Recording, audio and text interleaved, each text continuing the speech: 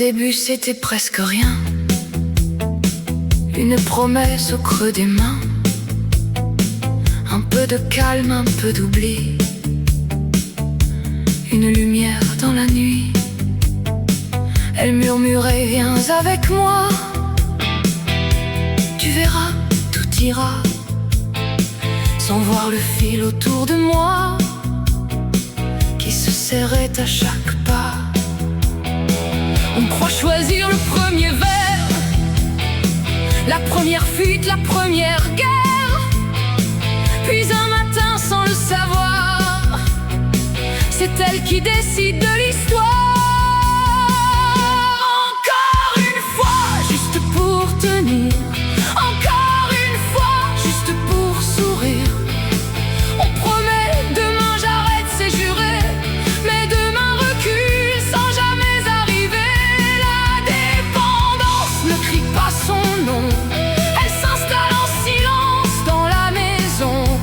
Elle vole les jours, les rêves, les saisons, et laisse un vide à la place des passions.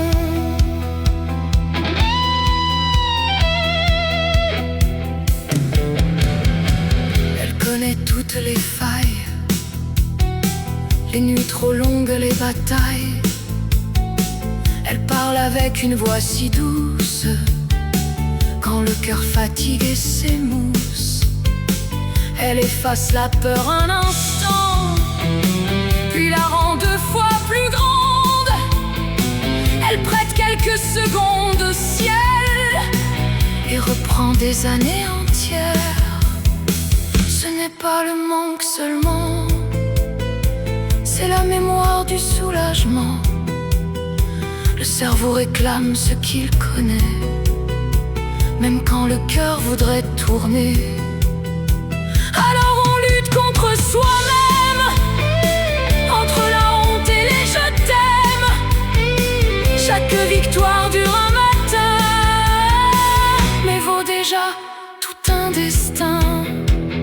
Encore une fois, puis une autre encore, jusqu'à croire qu'on est déjà mort.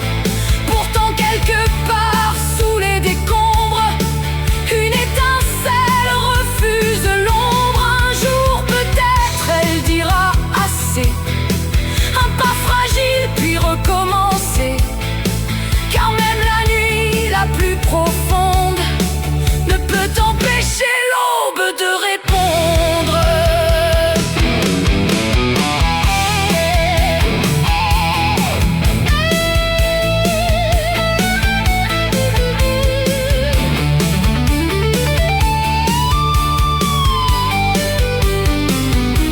La dépendance n'est pas une identité, ce n'est qu'une prison qui apprend à mentir.